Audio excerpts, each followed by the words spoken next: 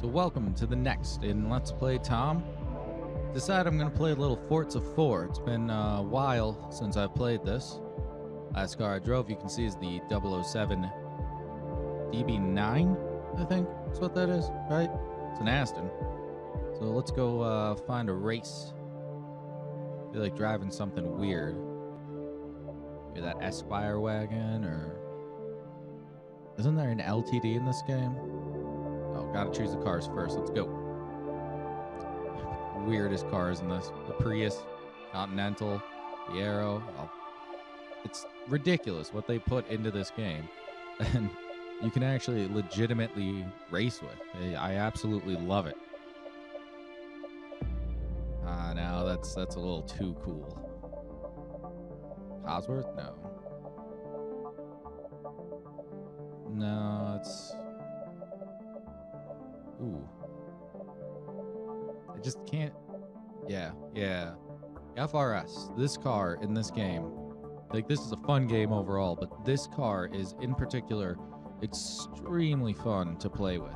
It handles, it's agile, it zips, it does everything you ever ask it to do, and I absolutely love it. So, let's find an event that I haven't finished, find a nice, twisty course in it, and let fly with the FR-S.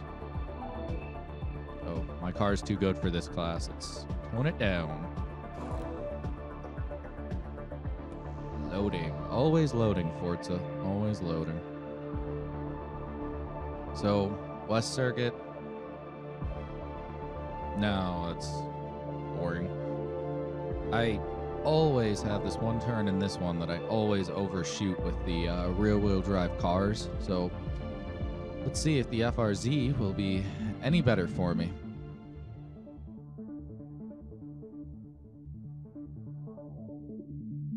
God, the music in this game is so cool. It's so much better than in Forza 2 when they had the licensed music.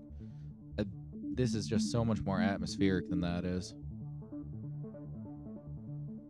I do love this map. And one thing I got to say about Forza 4 compared to Forza 3 is they really brought the tracks, the environments alive. It was so flat in Forza 3, but 4 really corrected that. I think that 4 is absolutely the best. And ooh, that Boxster is just, oh man.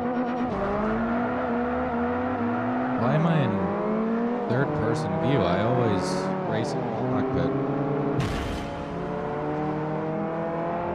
Let's fix that. After this turn, we'll fix that.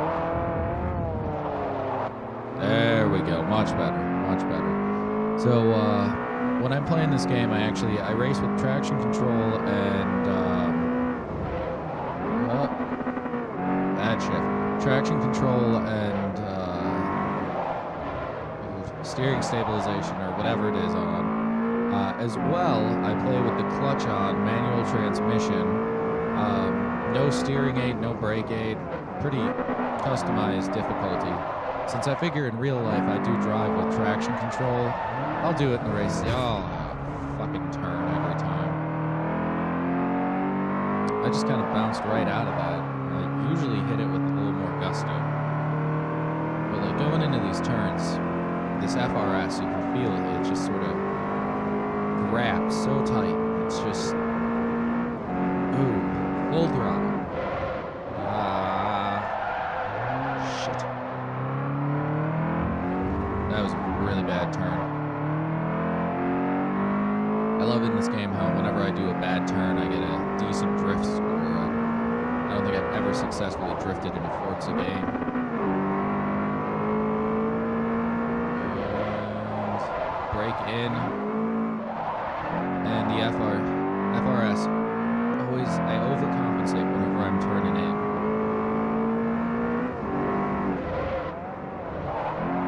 So I try and straighten out while I'm turning into the turn, and I always overcompensate in this, especially that turn. I got out alive. Cool. I feel like the AI is no challenge in this go around. This is a disappointing romp in the hay with Forza. So there's another car in this game that I absolutely loved when it first came out that bad turn. That I absolutely loved in similar kindred spirits to this FR-S. And that would be the Genesis coupe. The Genesis coupe was the rear-wheel drive little Asian super. Oh, sorry about that. It was a little Asian supercar that I absolutely love to throw around the track like this. But I actually find that the FR-S, which I really wish was the Subaru BRZ, which you can, I can handle that turn pretty well in this one. But you can tell I really wish that it was the Subaru BRZ the way I paint this thing up. But the Genesis is what I used to throw around all the time when these rear-wheel drive. Oh, I thought I could do the 180 turnaround, but I messed it up. I just wanted that to just happen. But the nice bonus. The Genesis, I think the Genesis actually understeers quite a bit compared to the FR-S here. And actually, I think that's what I'll do is I'll grab a stock Genesis real quick. I'll race the same race, and we'll see how it performs.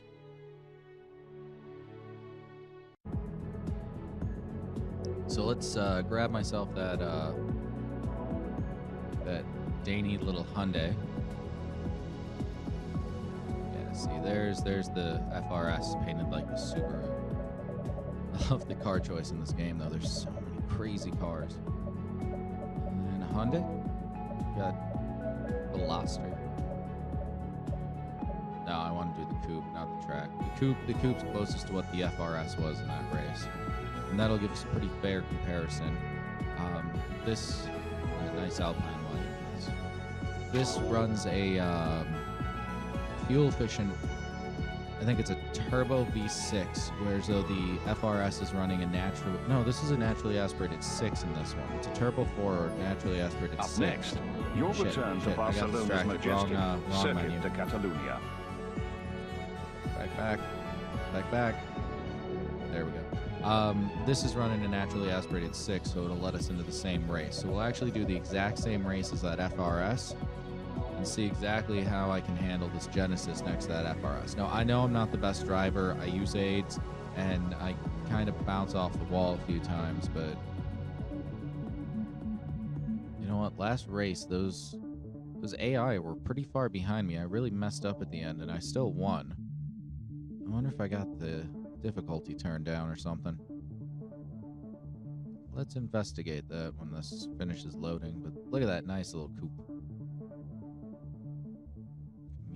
Viejo.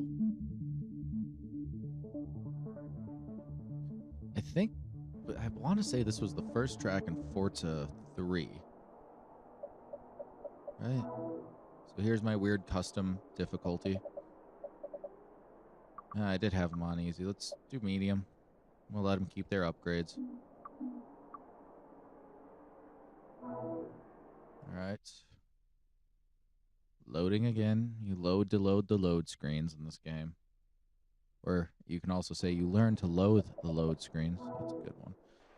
So let's get going with the Hyundai Genesis coupe. But like I was saying before, with Forza 3, you can see that the environment is so much, or Forza 4, the environment in this one is so much sharper than in Forza 3.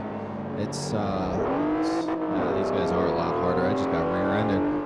But you really feel like these take place in an environment. It's not flat or boring or distilled. Forza 3 had this really stark-looking world in it. The cars were beautiful, and they were great. They were awesome, but you just couldn't take the game seriously because of... Oh, wow, that was close. But it was stark. It wasn't this beautiful, serene world like this. If I actually, that's understeer if I've ever, that's totally understeers compared to the FR-S. fast, and I keep getting distracted by this game. But I would definitely in this game have no problem with like hopping in like in one of these things, the Genesis coupes, and just sort of cruising on a map like this, just driving around, just taking in the scenery, because it's a beautiful, beautiful game. Forza 3, you couldn't give less of a crap about where the game took place. All the maps felt and looked the same except for the turns. This one has a distinct feeling in each of the maps, and the weather system is absolutely stunning. From my understanding, Horizon is supposed to be very similar to it in that aspect. But I can't bring myself to play Horizon because it's an open world racing game. So shit. Thought I had him there. I had a fast recovery. What is that thing? But I can't bring myself to play Forza Horizon because it's an open world racing game, and I don't feel like that's a good Forza format, because Forza is supposed to be this very powerful, judicious racing game where you can tune your car to exactly how you need it and race what you need to race with whatever you want, and not just drive around Colorado trying to make your way into the Horizon Festival. I'm sure the racing's wonderful in it, and they did add rally racing to it, which is pretty cool, but I much prefer the more serious tones of Forza 4. And yeah, this Hyundai is absolutely an understeering champ stock. Actually thinking about it, I don't think the FR-S was actually stock. I think it was just tuned down to a C class. The Genesis is a bone stock car. The FR-S could have been sporting much nicer tires, which would have led to the oversteer. I'm gonna have to really judiciously look at that again soon, but for the time being, you've been watching Let's Play Tom. This has been Forza 4. Let's see what my reward is, and there we go. That's a good one. Enjoy the rest of your day, guys, and adios.